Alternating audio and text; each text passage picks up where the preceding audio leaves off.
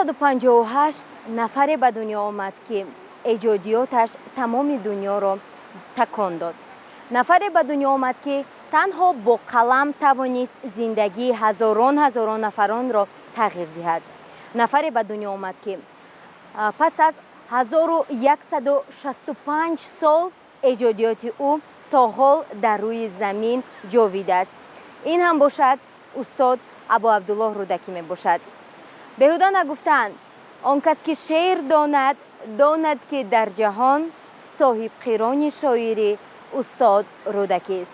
و بینندگان عزیز، در اینجا در باغ فرهنگی و فراغتی به نام استاد ابا عبدالله رودکی جمع آمدن ما به سبب نیست، زیرا ما میخواهیم امروز برایتان شماره ادانه برنامه انگوبین را طریق تلویزیون بهارستان پیشکش نماییم و البته با بهترین و فعالترین اشتراکچیان برنامه که همه غالبان دور شهری آزمون جمهوری فروغ سپیدان‌های کتاب است میباشند.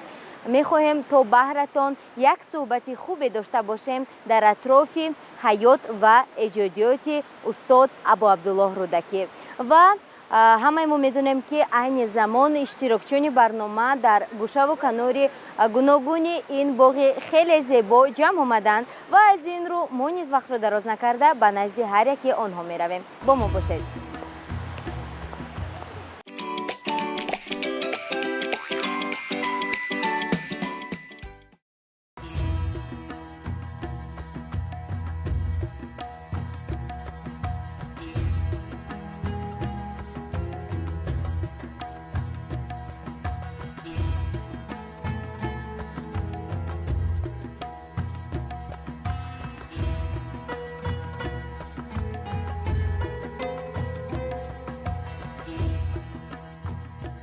السلام.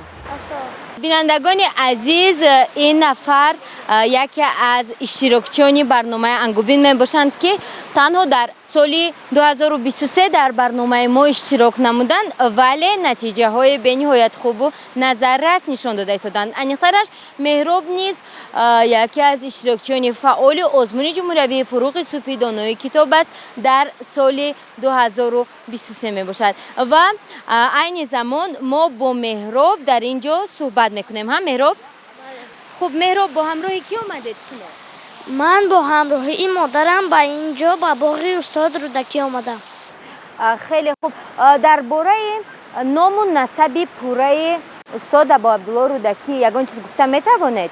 بله. آن کس که شعر داند که در جهان صاحب قران شاعری استاد رودکی است. استاد رودکی سال 858 در دهه 5 در خانواده محمد به دنیا آمده است. با تربیت خوبی پدرش محمد جعفری جوان یعنی استاد رودکی در جوانی شهرتی شاعری پیدا میکند. استاد رودکی را همچون استاد شاعران جهان نام میبرند.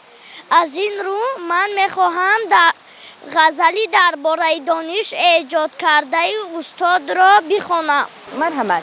تا جهان بود از سری آدم فراز، کس نبود از راه دانش بی نیاز.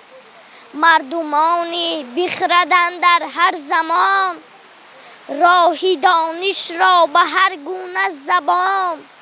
گرد کردند و گرامی داشتند، تا به سنگ اندر همه بین کاشتند. دانش اندر دل چراغی روشن است، باز همه بد بر تن تو جوشن است. تشکر زیاد. شما از سن چند سالگی شعرهای استاد ابا عبدالله رودکی رو به خواندنشان شروع کردید؟ من سال اولی که این آزمون را شروع نمودم شعرهای استاد رودکی را پیدا کردن، آنها را برای مطالعه کردن و از خود کردن خواندن گرفتم. خیلی خوب. با توصیه کی؟ با توصیه مادرم و معلمم. احسن بر شما. خب بینندگان عزیز، این بود کم معلومات درباره شرح حال استاد ابا عبدالله رودکی و بار دیگر خاطررسان می‌شویم که ابا عبدالله جعفر بن محمد رودکی سال 858 در دهه پنجرود به دنیا آمده است و دیگر معلومات ها رو از دیگر اشتراکچیان برنامه‌مان پیدا می‌کنیم و می‌بینیم که در یک چند گوشه دیگری باغ علکه کودکان جمع آمدند. بیایید اون رو انتظار نمی‌کنیم، رفتیم.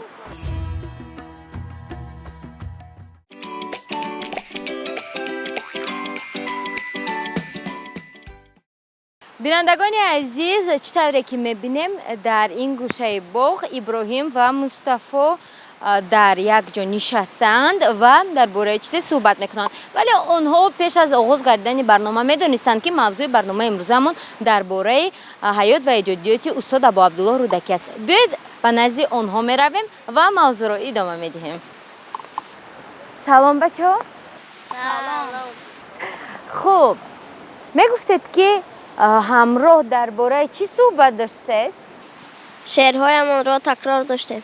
شما الان میدونید که موضوع برنامه ما چی است و در اطراف چی ما صحبت خواهیم کرد، میخواین؟ بله. خب از کی آغاز کنیم؟ مرحمت.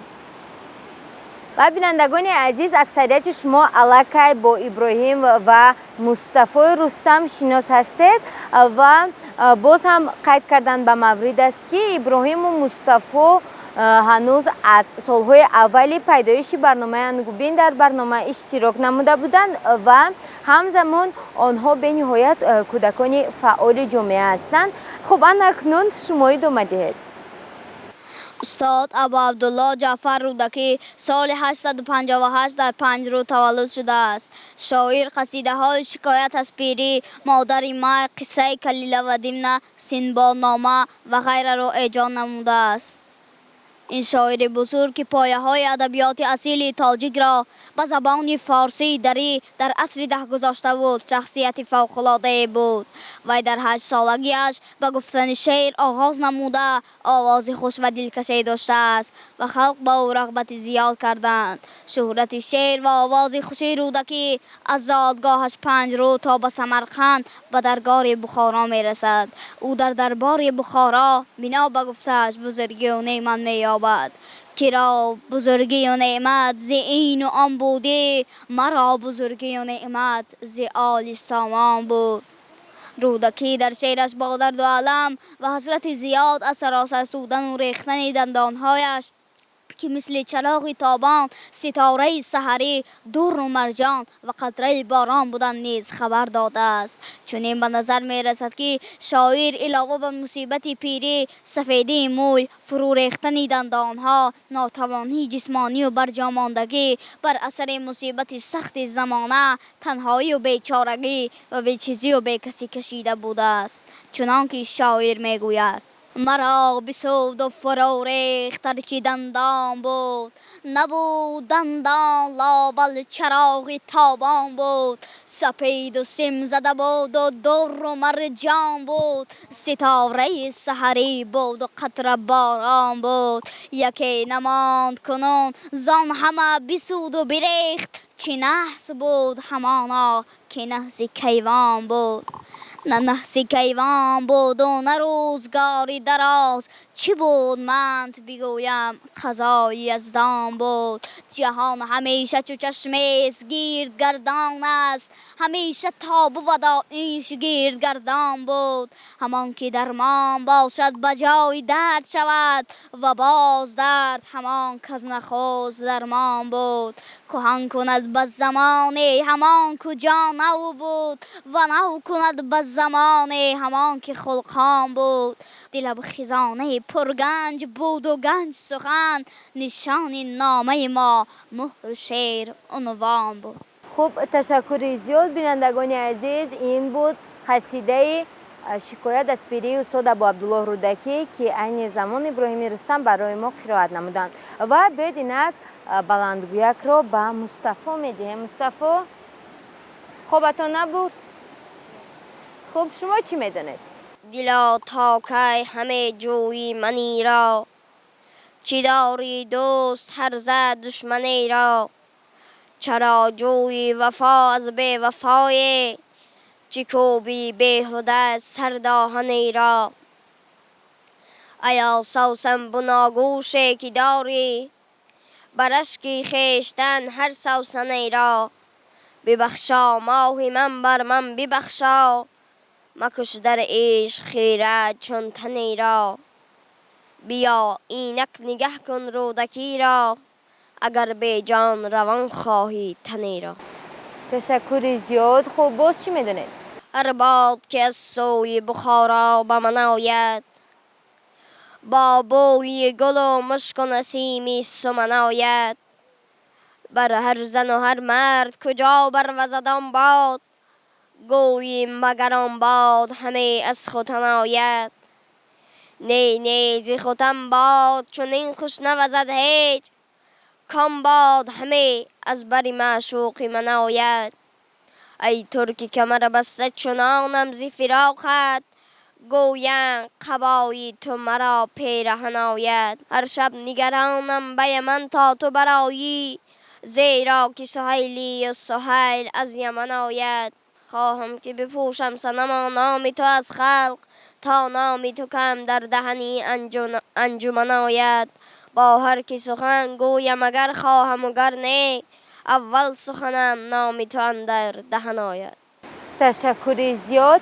خب مصطفی، چون به همه ما معلوم است که شما از روی نامیناسیون کلاسیک در آزمون جمهوری فروغ صوفیدانه کتاب است اشتراک کرده ایستادید و پوشیده نیست که باید هر یک شما هم شعر هم غزل و هم رباعیات زیاد دانید. همین خیلی نه؟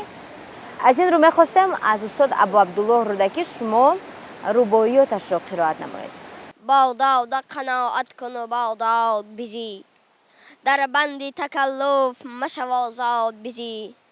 در بهز خود نظر مکن غوسه مخور، در کمز خود نظر بکن شاد بزی. تشکر زیاد. باز در عشق تو رودکی شدم سیر از جان، از گریه خونین می جمع شد مرجان. القصه که از بیش عذابی هجران، در آتش رشکم دیگر از دوزخیان. خوب مصطفی کفایه است. و بینندگان عزیز، اینجا ما میخواستیم از ابراهیم نیز خواهش نماییم تا برای ما یک رباعی قرائت نمایند. ابراهیم میدونید یا که فراموش شد؟ میدونید. مرحمت. در جستنی آن نگاری پرکینه و جنگ، گشتیم سراپای جهان با دلی تنگ. شد از ذکارمان پای از رفتار، این بس که بس سر زدیم و آن بس که بسنگ. تشکر زیاد. خوب بینندگان عزیز، برای همه نفرانی که عین زمان با ما پیوستند خاطر رسان میشویم که این شماره دانه برنامه انگوبین است که طریق تلویزیون بهارستان از باغ فرهنگی و فراغتی به نام استاد ابو عبدالله رودکی پیشکش شما گردانیده ایستادیم و موضوع برنامه امروزه ما نیز محض ایجادیات و حیات استاد ابو عبدالله رودکی می باشد و عین زمان صحبت داشتیم با ابراهیم و مصطفی. ابراهیم و مصطفی ما به شما برار میخواهیم و ما باشیم. بینندگان عزیز میرویم به نزد دیگر اشتراکچیان.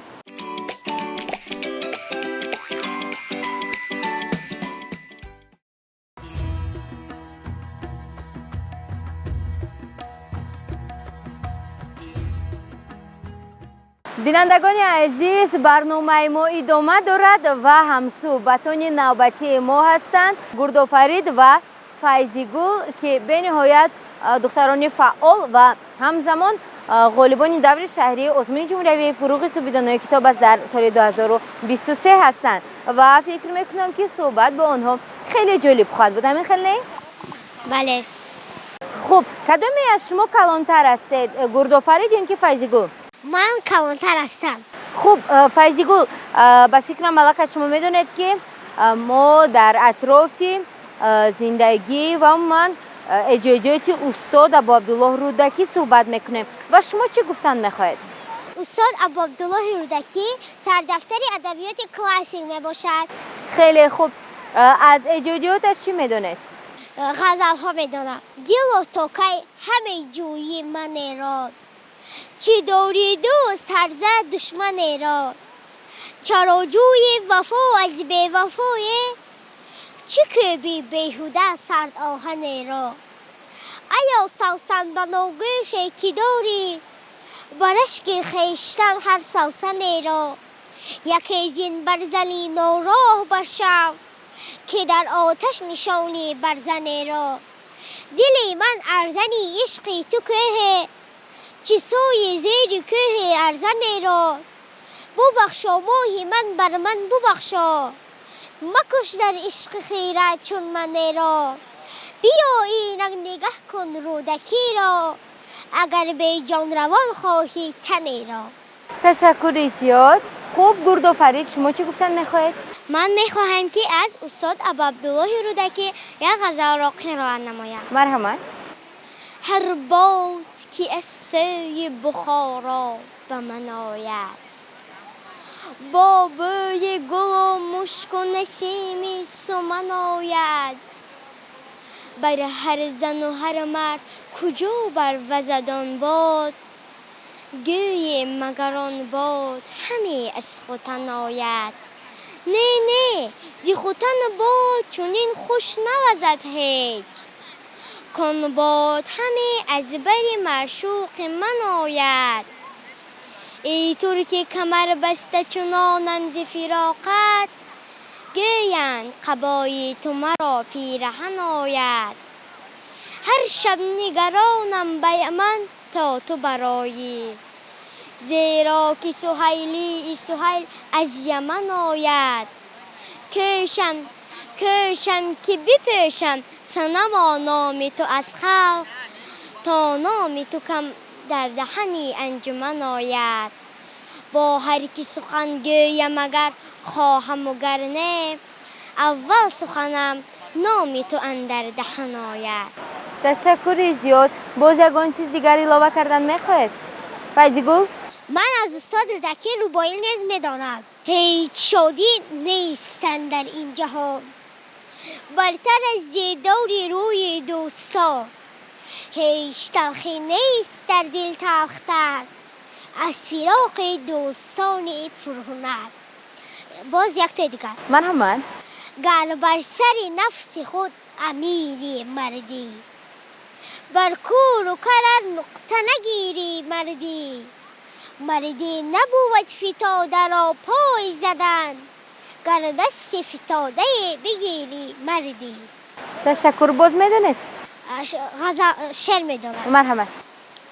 بوی جوی ملیان آید همه یادی یاری مهربان آید همه ریگ آمو و درشتی های او زیر پایم پرنیان آید همه آب جیهون از نشاطی رویدست خنگی ما را تا میان آید همه ای بخارا شاد باشد دیزی میر نزدت شادمان آید همه میر سر از تو بخارا بستان سر سوی بستان آید همه میر و ماه از تو بخارا آسمان ماه سوی آسمان آید همه. خوب. تشکر زیاد. شما چی علاوه کردن میخواید گرد و فرید؟ من میخوایم یک تا دیگر شعر بخوانم. مرحبا. ملیکا جشن مهرگان آمد جشن شاهان و خسروان آمد از بجای ملهم و خرگاه بدل باغ و بستان آمد مور بجای سوسن آمد باز می بجای ارغوان آمد تو جوان مرد و دولتی تو جوان می به بختی تو نوجوان آمد گل دگر ره به گلستان آمد واره باغ و بستان آمد واره آذر گذشته شعله او شعله لاله را زمان آمد.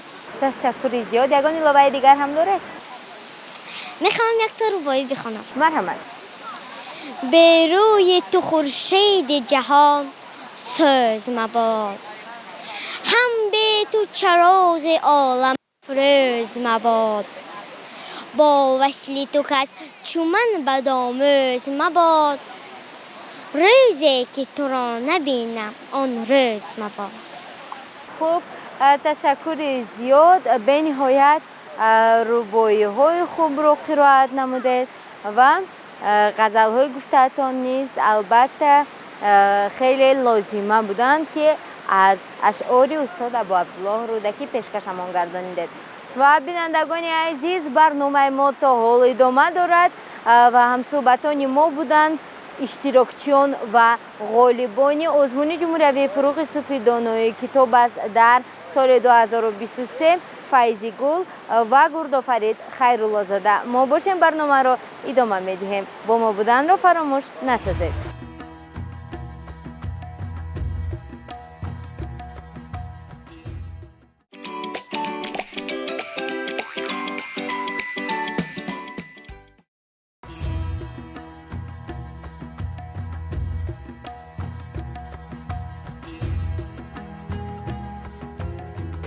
السلام. چه خبر شما؟ بینندگان عزیز، همصحبتان نوبتی ما نیز اشتراکچیان فعال آزمون جمهوری فروغ صبح دانایی کتاب است میباشند و اینها هم باشند دولتعلی و نظرعلی نظرزاده میباشند. و خوب، بیاید صحبت رو آغاز میکنیم. اطراف زندگی، اطراف ایجادیات استاد ابو عبدالله رودکی چی گفته میتوانید؟ من شعر از یاد کردم. مرحمت. تا جهان بود از سری آدم فراز، کز نبود از راه دانش بی نیاز. مردمانی بخردند در هر زمان، راه دانش را به هر گونه زبان. گرد کردند و گرامی داشتند، تا به سنگ اندر همه بنگاشتند. دانش اندر دل چراغی روشن است، و از همه بد بر تنی تو جفشن است. تشکر زیاد. باز چی میدونید؟ بخندد لاله بر صحرا، بسان چهره لیلا. بگرید ابر بر گردون، بسان دیده مجنون. زی آب جوی هر ساعت، همه بوی گلاب آید. در اون شست از پنداری، نگاری من رخی گلگون. تشکر زیاد. به نوبت رو با برادر خودی شما میدیم. انا بلندگی از شما. مرحمت. بوی جوی مولیان آید همه، یادیاری مهربان آید همه. ریگ آماب و درشتی های او، زیر پایم پرنیان آید همه. آب جیهون از نشاطی روی دوست، خنگ ما را تا میان آید همه. ای بخارا شاد باش و دیر زی، میر نزدت شادمان آید همه. میر ماه است و بخارا آسمان، ماه سوی آسمان آید همه. میر سرو است و بخارا بوستان، سرو سوی بوستان آید همه. تشکر. رباعیات. رباعیات از ابو عبدالله رودکی. گر بر سر نفس خود امیری مردی، بر کور و کرر نقطه نگیری مردی. مردی نبود فتاده را پای زدن، گر دستی فتاده بگیری مردی. این جهان را نگر با چشم خرد، نه بدان چشم کن در اون نگری. همچو دریاست و از نکوکاری، کشتی احساس که تا بدان گذری. بیروزی تجربه ای روزگار بهره بگیر، که بهره دفع حوادث تو را بکار آید.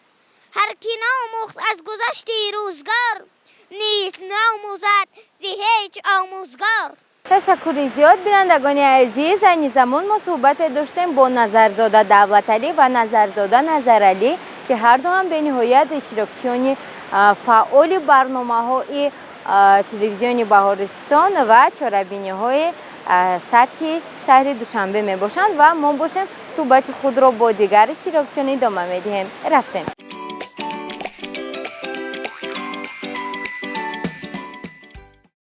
بینندگان عزیز، در باغ فرنگی و فراغتی به نام استاد ابو عبدالله رودکی سیاحان از دیگر دولت‌ها محض به خاطر دیدن نمودن از هیکل استاد که در این باغ قرار دارد و همزمان درباره ایجادیات او معلومات پیدا کردن به اینجا آمدند و چطوری که خود شما دیده ایستاده اینجا صحبت آنها اطراف ایجادیات استاد رودکی رفته ایستاده است و ترجمان به سیاحان درباره زندگی استاد ابو عبدالله رودکی نقل کرده ایستادند و ما رو باشد مجتبی انتظار است و بدون رو انتظار نمیکنیم. سلام مجتبی. سلام. چقدر شما؟ میشود. میشود. خیلی انتظار شدیدم به فکرم. نه آنقدر. خب بینندگان هم فکر میکنم انتظار بودند که شما شعرهای خود رو برایشان پیشکش گردانید. عموما چی آمادگی دیدید به برنامه امروزه ما که اطراف استاد ابوعبدالله رودکی خواهد بود؟ من چیزهای بسیار از اجادیات این ابرمرد تاجیک یعنی استاد ابوعبدالله رودکی از بر نمودم، ولی میخواهم شعری قصیده دوست داشته خود را یعنی قصیده شکایت از پیری را قرائت نمایم. خب مرحمت بینندگان عزیز، بیایید یک جای قصیده شکایت از پیری ابوعبدالله رودکی را از جانب مجتبی میشنویم. مرحمت. مرا به سودا فرو ریخت هرچه دندان بود، نبود دندان لاول چراغ تابان بود. سپید و سیمرده بود و دور و مرجان بود، ستاره سحری بود و قطره باران بود. یکی نماند کنون زن همه بسود و بریخت، چه نحس بود همانا که نحس کیوان بود. نه نحس کیوان بود و نه روزگار دراز. چی بود منت بگویم؟ قضای یزدان بود. جهان همیشه چو چشمی است گرد و گردان است، همیشه تا بود آیینش گیرد گردان بود. همان که درمان باشد به جای درد شود، و باز درد همان که از نخست درمان بود. کهن کند به زمان همان کجا نو بود، و نو کند به زمان همان که خلقان بود. بسا شکسته بیابان که باغ خرم بود، و باغ خرم گشت آن کجا بیابان بود. همه چی دانی تو ای ماه روی مشکین موی، که حال بنده از این پیش بر چه سامان بود. به زلف چوگان نازش همی کنی تو بدو، ندیدی آنگه او را که زلف چوگان بود. شد آن زمانه که رویش بسان دیبا بود، شد آن زمانه که مویش بسان قطران بود. چنان که خوبی مهمان و دوست بود عزیز، بشد که باز نیامد عزیز مهمان بود. بسا نگار که حیران بودی بدو در چشم، بر روی او در چشمم همیشه حیران بود. شد آن زمانه که او شاد بود و خرم بود، نشاد او با فزون بود و بیم نقصان بود. تشکر زیاد. قصیده شکایت از پیری استاد ابوعبدالله رودکی رو چقدر وقت شد که از یاد میدونید؟ من قصیده شکایت از پیری استاد را از اول همین آزمون جمهوری فروغ صبحی دانای کتاب است از بر نمودم و تا حال تکرار می نمایم. یعنی علاقه 5 سال شده میخونه؟ بله. خوب، تشکر زیاد. عموما باز از ایجادیات استاد ابوعبدالله رودکی چی میدونید؟ از ایجادیات استاد ابوعبدالله رودکی رباعی ها میدانم، غزل ها میدانم و چندین چیزهای دیگه. خوب، مرحمت. کدامی از اون برایتون بیشتر پسنده است برای ما قرائت کنید؟ میخواهم یک چند رباعی قرائت نمایم. مرحمت. هر جا که گذرگاه دل محزون است، آنجا 2000 نیزه بالا خون است. لیلی صفتان ز حال ما بی خبرند، مجنون داند که حال مجنون چون است. هان رودکی از قید غم آزاد بزی، با خاطر خرم و دل شاد بزی. ویرانی خود منگر و آبادی دهر، ویرانی دهر بین و آباد بزی. خوب، باز میدونید؟ باز غزل میدانم. مرحمت. غزل. هر باد که از سوی بخارا به من آید، با بوی گل و مشک و نسیمی سمن آید. بر هر زن و هر مرد کجا بروزد آن باد، کان باد همه از بر معشوق من آید. هر شب نگرانم به یمن تا تو برایی، زیرا که سهیلی و سهیل از یمن آید. کوشم که بپوشم صنما نام تو از خلق، تا نام تو کم اندر دهنی انجمن آید. با هر کی سخن گویم اگر خواهم گر نی، اول سخنم نام تو اندر دهن آید. کوشم که بپوشم صنما نام تو از خلق، تا نام تو کم در دهنی انجمن آید. خب تشکر زیاد مجتبی. به نهایت شاد هستیم که مس با شما در این لحظه و خصوصا در فرجام برنامه امروزمان صحبت داشتیم و بینندگان عزیز خاطررسان میشویم که ما این زمان با طالبزاده مجتبی که اشتراکچی و همزمان غالب دور شهری آزمون جمهوری فروغ صوفی دانای کتاب است، از روی نمینت خواندن و اجرا کردن ادبیات کلاسیک فارسی و تاجیک صحبت داشتیم و صحبت ما خیلی خوب بود. فکر میکنم قصیده خوب قرائت نمودن و همزمان رباعیات و غزل و اینجا باشد. ما به شما خیر و خوش میکنیم مجتبی.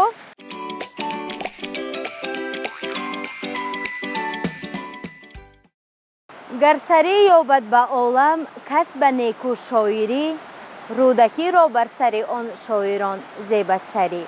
بینندگان عزیز این بود یک چند معلومات، اینها بودند یک چند رباعیات و غزلیاتی که ما از ایجادیات ملک الشعرا استاد ابا عبدالله رودکی پیشکشی شما گرداندیم و البته هر قدر که توصیف، هر قدر که وصف رودکی نکنیم کم است و ما تا اندازه توانستیم تا بهرتان از جانب اشتراکچیان برنامه انگوبین از ایجادیات استاد رودکی یک چند قصیده ها، غزل ها و رباعیات را پیشکش گردانیم و هرچند 1165 سال از زندگی استاد ابا عبدالله رودکی گذشته باشد هم، ولی آثار او، اشعار او تا به حال زنده است. رودکی رفت و ماند حکمت اوی، گل بریزد نریزد از وی بوی.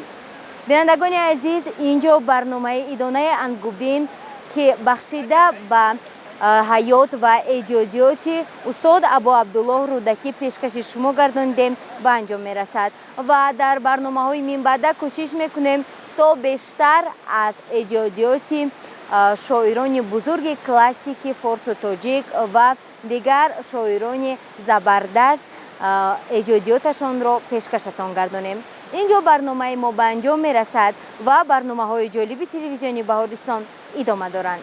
خیر.